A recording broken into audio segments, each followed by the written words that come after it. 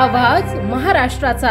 नमस्कार, मी सुद्धा संध्या लाईव्ह मध्ये आपल्या सगळ्यांचं स्वागत। महाराष्ट्रात त्रिभाषा सूत्र लागू करणारच अशी भूमिका मुख्यमंत्री देवेंद्र फडणवीस यांनी काही दिवसांपूर्वी मांडली। त्यावर मीरा रोडच्या सभेत मनसे प्रमुख राज ठाकरे यांनी समाचार घेतलाय। तुम्ही हिंदी सक्ती करून दाखवाच, आम्ही दुकाने काय शाळाही बंद करू, असं राज ठाकरे यांनी म्हटलंय। राज ठाकरे यांच्या या विधानावरून मंत्री नितेश राणे यांनी पलटवार केलाय। मंत्री नितेश राणे म्हणाले की शाळा बंद करण्यापेक्षा मदरसे बंद करून दाखवा, तिथे दहशतवादी घडवण्याचं काम होते। बुलढाण्यात एका मदरशात यमनचे नागरिक सापडले।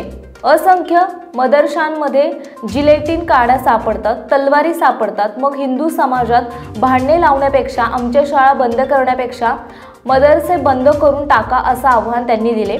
तसेच हिंदी सक्तीचा निर्णय कुणी घेतला, जी.आर. कुणी मागे घेतला, हे राज ठाकरेंनी समजून घेतले तर त्यातील विलन कोण, शकुनी मामा कोण हे कळेल।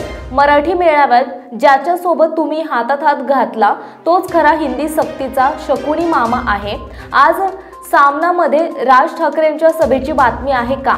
माझा भाऊ सुरू आहे, बंधुप्रेम आहे, मग आज बातमी का नाही? त्यामुळे खरा शकुनी मामा कोण, तो मातोश्रीवर बसलेला आहे। हिंदी सक्तीविरोधात मोर्चे काढायचे असतील तर त्याला जबाबदार धरा, असं सांगत नितेश राणे यांनी उद्धव ठाकरेंवरही निशाणा साधला। दरम्यान नया नगरमध्ये जे मराठीत बोलत नाही त्यांना मराठी बोलायला शिकवा। गरीब हिंदू समाजातील लोकांना मराठीवरून का मारता, असा सवाल नितेश राणे यांनी केला। त्यावर मनसेचे नेते संदीप देशपांडे यांनीही जोरदार पलटवार केला।